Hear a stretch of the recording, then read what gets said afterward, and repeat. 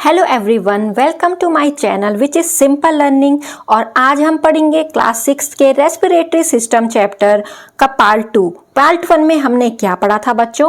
Part 1 में हमने पढ़ा था कि रेस्पिरेशन प्रोसेस किसको कहते हैं, जिसमें कि जो हम फूड खाते हैं वो जो एनर्जी ब्रेकडाउन होती है, वो जो फूड ब्रेकडाउन होता है उससे एनर्जी रिलीज होती है और हमें क्या मिलती है? एनर्जी मिलती है। और हम एनर्जी जब हमें मिलेगी हम किसी काम को तभी तो कर पाएंगे। तो रेस्पिरेशन प्रोसेस में तो जो फूड है वो ब्रेक डाउन होता है और वो एनर्जी रिलीज करता है। और सेकंड हमने पढ़ा था ब्रीथिंग प्रोसेस क्या होती है। ब्रीथिंग यानी कि सांस लेना और छोड़ना, सांस लेना यानी कि ऑक्सीजन और छोड़ना किसको? कार्बन डाइऑक्साइड गैस को।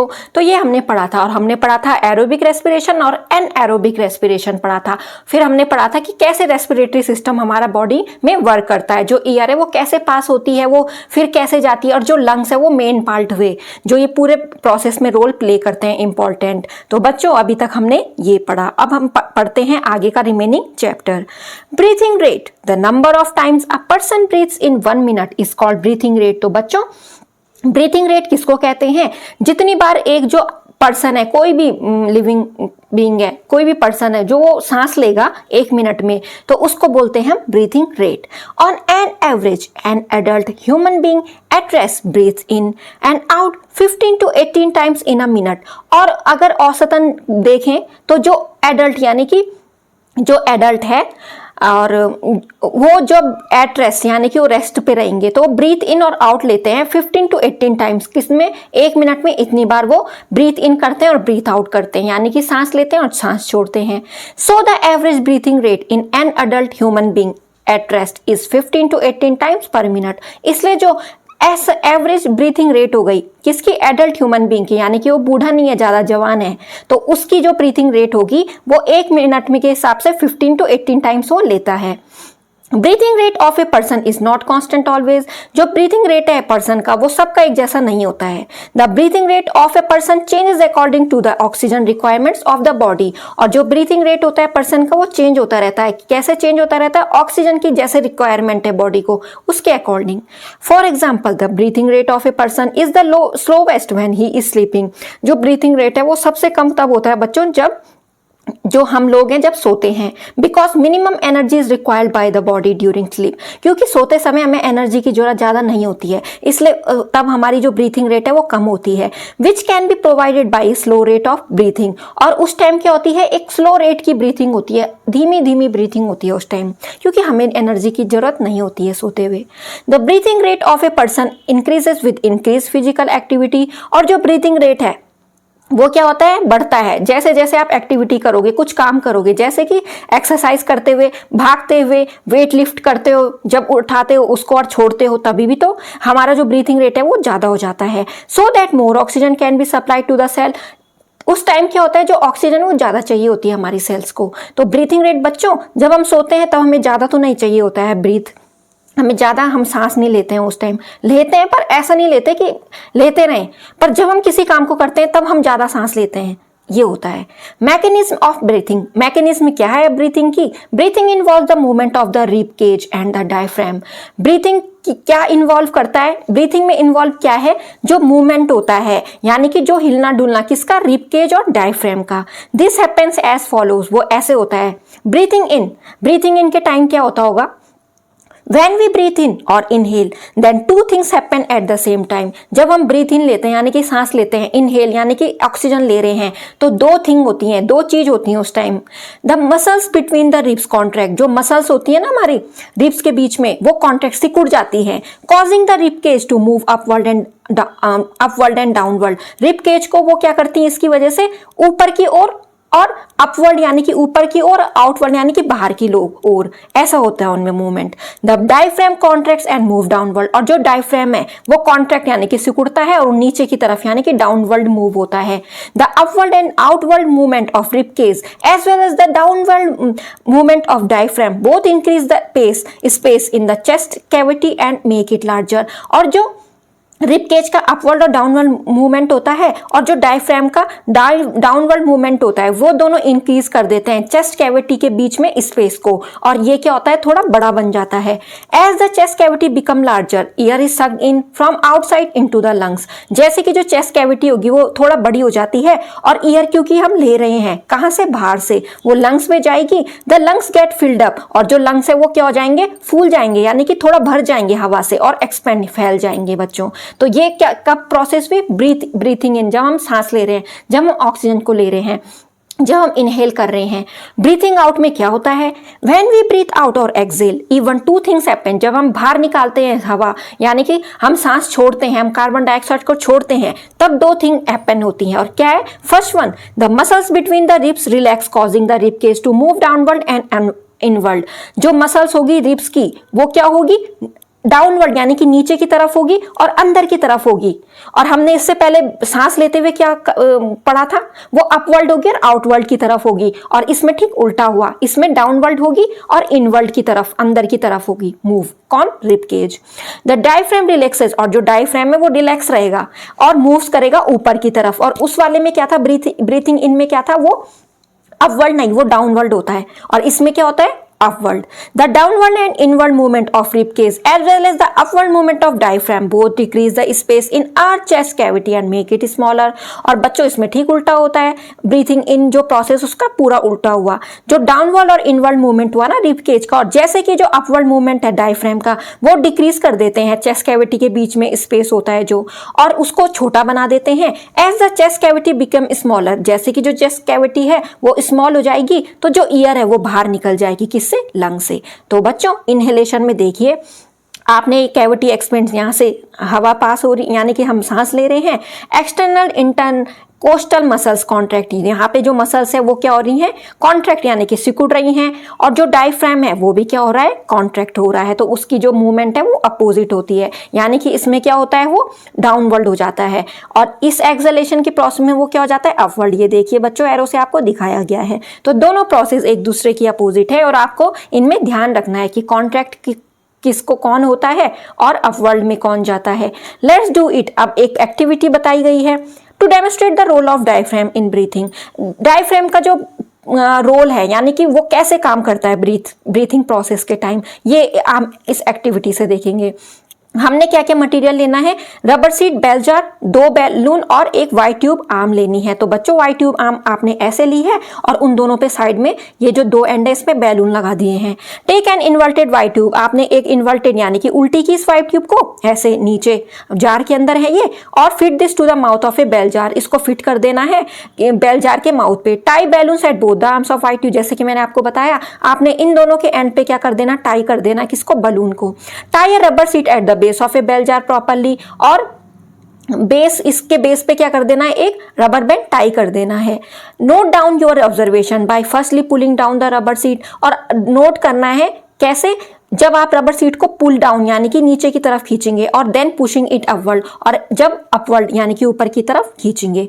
Observation on pulling down the rubber sheet, the balloons get inflated with air, जैसे कि आपने वो पुलिंग डाउन यानी कि नीचे से खींचा, ठीक है, उस रबर सीट को, तो जो बैलून्स है वो क्या हो गए, फूल गए बच्चों।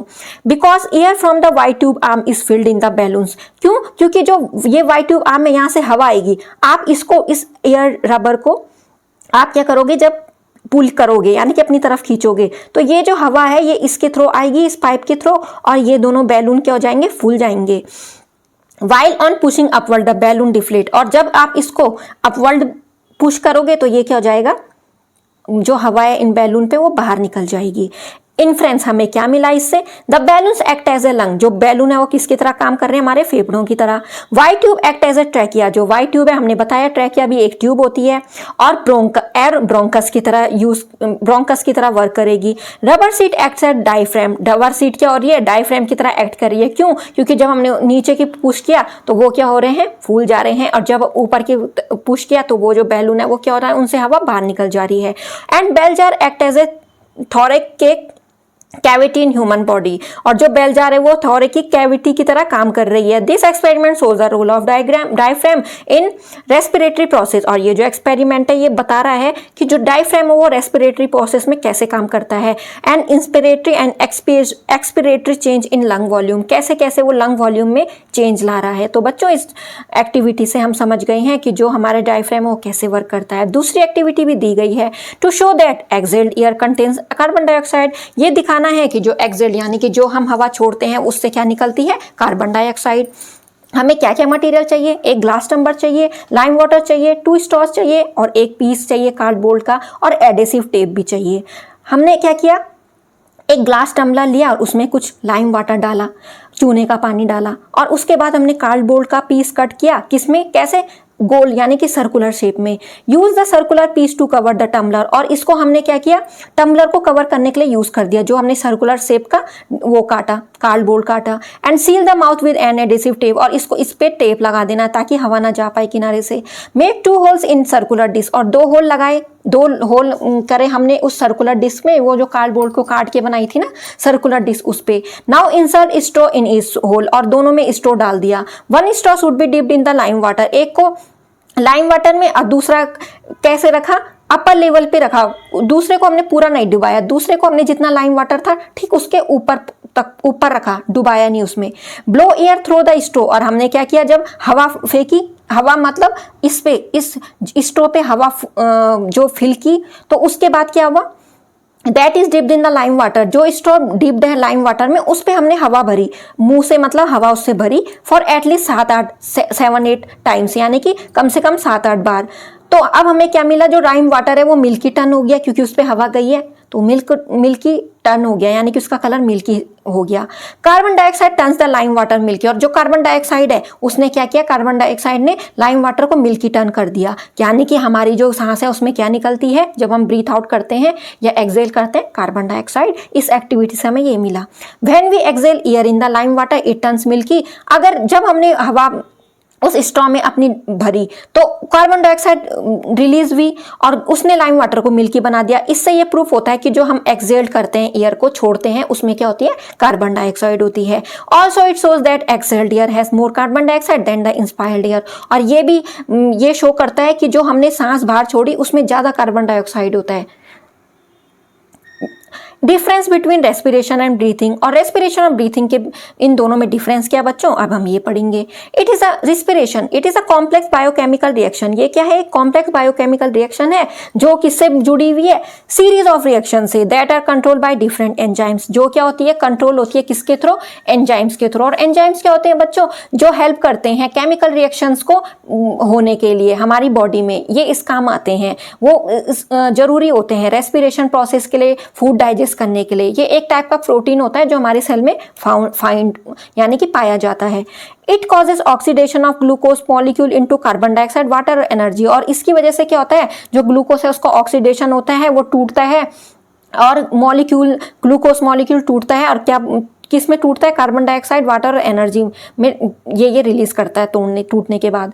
Energy release in the form of ATP molecule, और जो एनर्जी है वो किस फॉर्म में रिलीज होती है, एडेनोसिन ट्राइफॉस्फेट यानी कि इस मॉलिक्यूल के फॉर्म में रिलीज होती है। और ये क्या होता है बच्चों, ये क्या है, एक टाइप के एनर्जी मॉलिक्यूल है जो हम सब लिविंग ऑर्गेनिज्म में पाया जाता है। Oxidation of glucose take place, और इसमें क्या होता है, ग्लूकोज का ऑक्सीडेशन भी होता है किसमें, रेस्पिरेशन प्रोसेस में, और ये प्रोसेस कहाँ होती है, सेल के अंदर। Breathing process, it is a mechanical process, ये क्या एक मैकेनिकल प्रोसेस है जो इन्वॉल्व करती है इनहेलेशन और एक्सहेलेशन, सांस लेना और सांस छोड़ना, और ये एंजाइम के थ्रू कंट्रोल नहीं होती है। रेस्पिरेशन प्रोसेस होती है कंट्रोल एंजाइम के थ्रू, ब्रीथिंग नहीं होती है।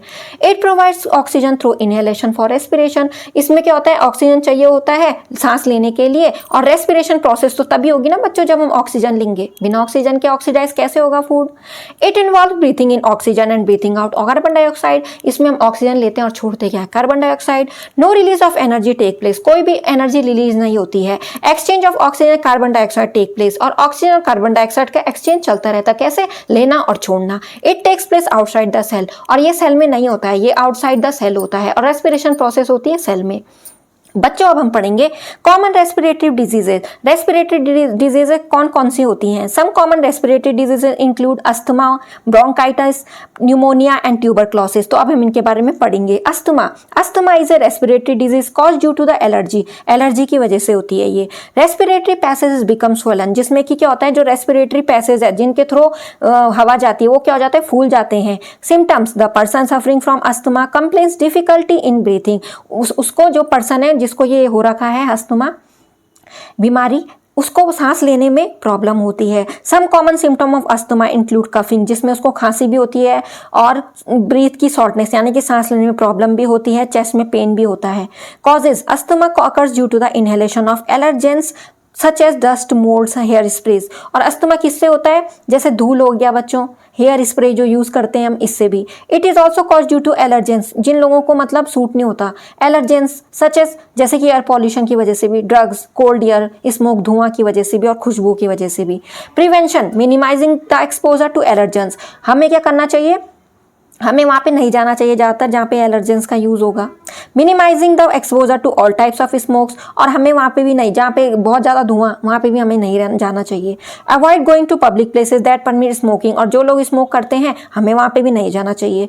Avoid coming in contact with the people suffering from cold, जिनको जुकाम लगा है हम उनके नज़दीक भी नहीं जाना चाहिए। Because symptom of asthma worsen if you catch the infection, क्योंकि जो सिम्टम होते हैं अस्थमा के और ज़्यादा हो जाते हैं जब आपको इन्फेक्शन हो जाएगा। ऑलवेज वॉश योर हैंड, अपने हाथ हमेशा धोएं आफ्टर टचिंग द आइटम, किसी भी चीज़ को छूने के बाद। That have been handled by others with respiratory infection, अगर किसी को भी इन्फेक्शन हो और उसने कोई चीज़ टच की हो तो आपको बचना चाहिए, आपको वो चीज़ टच नहीं करनी चाहिए। Get yourself vaccinated every year, हर साल अपने को वैक्सीन लगाएं। To protest against flu virus, virus से बचने के लिए और न्यूमोनिया से बचने के लिए। Always take the medications as prescribe by the doctor, जो भी डॉक्टर मेडिकेशन यानी कि बचाव के लिए बोलता है तो वो माने। And visit your doctor regularly, अपने डॉक्टर को भी देखते रहें। टू टेक योर दिखाते रहें अपने को। To take your medications correctly, ताकि आप सही टाइम पे अपना उपचार करें। Along with the right amount of dose भी ले, डॉक्टर जो प्रेस्क्राइब करे वो वाली डोज लें।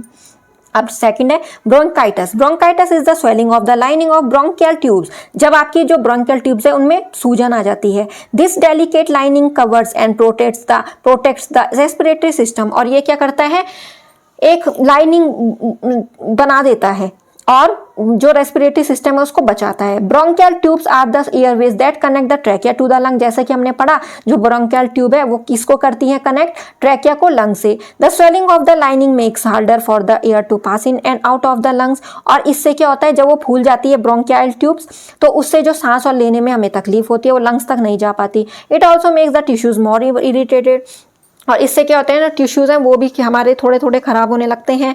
And hence mucus is the produce, और म्यूकस यानी कि उनके अंदर फफूंदी लग जाती है। Symptoms, cough is the most common symptom, हमें इसमें क्या होती है, कफ होता है ज़्यादा। In people suffering from bronchitis, besides these, a person suffering from bronchitis also complains of headache, उनको सिर दर्द भी होता है।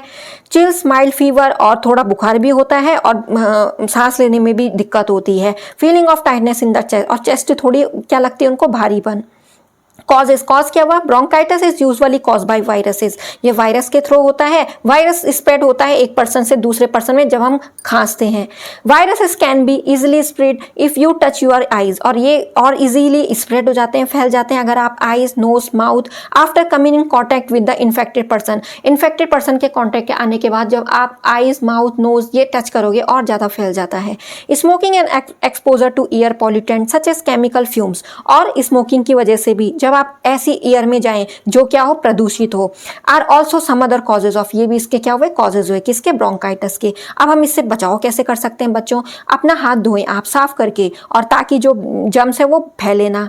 और हमें इसमें स्मोकिंग भी नहीं करनी चाहिए। In non smoker should avoid being around the smoker as this smoke, और जो लोग स्मोकिंग नहीं करते हैं उनको इन लोगों के, यानी कि जो स्मोकिंग करते हैं उन लोगों के इर्द गिर्द भी नहीं घूमना चाहिए, और क्योंकि जब वो लोग जो स्मोक कर रहे हैं उनसे भी उनको हो जाएगा। It also increases congestion in the Airways, और ये क्या कर देता है, हमारे जो सांस लेने की जो भी कैनल वगैरह है उसमें भी क्या हो जाता है, फैल जाता है। टेक प्लेंटी ऑफ रेस्ट, ज़्यादा रेस्ट लेना चाहिए। ईट हेल्दी डाइट, हमें अच्छा खाना खाना चाहिए ताकि हम इस बीमारियों से लड़ सकें। अब निमोनिया क्या होता है बच्चों, जिसमें कि क्या होता है, लंग टिश्यू में हमारे क्या हो जाता है, ये बीमारी हो जाती है। Inflammation is a localise condition in which the part of the body become red, जहाँ पे क्या हो जाता है, इन्फ्लेशन हो जाता है। इन्फ्लेशन कैसे, जहाँ पे बॉडी का पार्ट रेड हो जाता है, फूलने लग जाता है और वहाँ पे दर्द भी होता है। सिम्टम्स क्या है इसके, the main symptoms of pneumonia include, हमें खांसी होती है, हमारा छाती में दर्द होता है, और वाइल ब्रीथिंग और कफिंग, सांस लेते हुए भी दर्द होता है और खांसते हुए भी दर्द होता है, थकान भी लगती है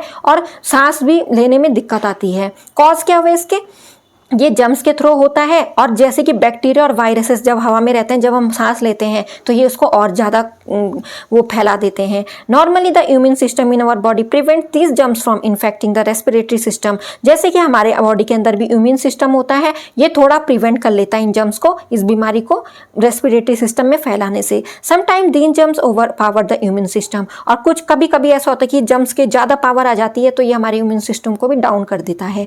prevention, pneumonia can be prevented by the following V1 measures, जो निमोनिया है वो इन मेजर से हम, यानी कि अगर हम ये प्रिकॉशन करें तो हम इनसे बच सकते हैं। Flu is a common cause of pneumonia, flu है वो नॉर्मल है, निमोनिया का एक कॉज है, कारण है। One should get a shot of flu every year to prevent seasonal influenza, और किसी ना किसी को एक बार फ्लू का इंजेक्शन लगा देना चाहिए ताकि वो सीजनल इन्फ्लुएंजा के चपेट में ना आए। We should wash our hand, हमें अपने हाथ धोने चाहिए जैसे कि हम वॉशरूम जाते हैं और खाना खाने से पहले। Smoking reduce the immunity in our body by damaging the ability of lungs to fight, और जब हम स्मोकिंग करते हैं ये भी हमारी इम्यूनिटी को डाउन कर देता है और हमारी लंग्स को भी वीक बना देता है इन डिजीज से फाइट करने के लिए। So smokers are considered at a higher risk of pneumonia, जो स्मोकिंग करते हैं उनको ज़्यादा होता है निमोनिया का खतरा। Eat a healthy diet, rest and regular exercise करते रहिए, ये आपको इस वाली बीमारियों से बचा देगा। Tuberculosis and infectious disease that usually affects the lung. Tuberculosis एक ऐसा इन्फेक्शियस डिजीज है जो आपके लंग्स को इन्फेक्ट करता है। ये क्या है, एक बैक्टीरियल डिजीज है जो एक पर्सन से दूसरे पर्सन पे फैलता है। कैसे, जब आप हंसेंगे, जब आप खांसेंगे, जब आप छींकेंगे, और जब आप थूकेंगे, और जब आप बात करेंगे। इसके सिम्टम है बच्चों, कफिंग, फैटिग, फीवर, इसमें फीवर भी आता है, वेट भी लॉस होता है, भूख भी लगती है और रात को पसीना भी आता है। ये सिम्टम है ट्यूबरक्लोसिस के, जो किससे होता है, बैक्टीरिया के थ्रू। कॉजेस क्या है इसके, bacterial infection passes from one person to another by droplets, जो हम सांस ले रहे हैं, यानी कि हवा में भी क्या है, जो हम सांस छोड़ रहे हैं तो हमारी जो ब्रीथिंग है, जो हम ब्रीथ आउट कर रहे हैं, वो हवा में क्या है, मिल जा रही है। तो जो इन्फेक्टेड होगा इस डिजीज से वो भी तो छोड़ेगा बच्चों, तो ये ईयर से स्प्रेड हो सकती है easily. It occurs when someone suffering from tuberculosis infection, ये तब भी हो सकता है जब किसी को ट्यूबरक्लोसिस हो और वो खांसे, बात करे या छींके। The tiny droplets of mucus और saliva are pass into the air, जब वो छींकेगा तो वो जो छोटे छोटे ड्रॉपलेट्स हैं म्यूकस के जो उसकी बॉडी में होंगे, तो जब वो छींकेगा यानी कि वो ईयर में मिक्स हो जाएंगे और वो ईयर हम भी लेंगे और हम भी क्या होंगे, इन्फेक्टेड हो जाएंगे। तो प्रिवेंशन क्या है इसका, वियरिंग अ मास्क, हमेशा मास्क पहने और अपने मुंह को ढक के रखें। कहाँ पे, जब आप पब्लिक प्लेसेस में जाओ या किसी के कॉन्टेक्ट में या किसी से बात करते हुए। Avoid spending time with anyone, उसके साथ टाइम कम बिताएं जिसको ये ट्यूबरक्लोसिस हो रखा है, और ऐसे रूम में उसके साथ ना रहें। Also the germs of tuberculosis spread in A small closed space, और जो जम्स होते हैं ट्यूबरक्लोसिस के वो छोटे से स्पेस में भी स्प्रेड हो सकते हैं। If the outside weather is not so cool then switch on the fan और open the windows to blow the inside air outside, और अगर जो वेदर है वो ज़्यादा ठंडा नहीं है तो आप फैन खोल के जो उस रूम में जो भी वो होंगे बैक्टीरिया, वो जब फैन ऑन करेंगे ना आप उसकी हवा से चले जाएंगे। तो आपको ऐसा करना चाहिए फिर इसमें। तो बच्चों आज हमने पढ़ा डिफरेंट डिजीजेस, उनके सिम्टम, कॉजेज और प्रिवेंशन। और बच्चों आज के चैप्टर होता है रेस्पिरेटरी सिस्टम फिनिश, और मैं मिलूंगी आपको नेक्स्ट वीडियोस में। आपको ये चैप्टर इतना अच्छा लगा हो, आपको जितना भी समझ में आया, आपको ऐसा लगा हो कि जितना मैं आपको जो भी मैंने पढ़ाया वो आपको समझ आया है अच्छे से, तो मेरे चैनल को लाइक, सब्सक्राइब और शेयर करना ना भूलिए। Thanks for watching my videos.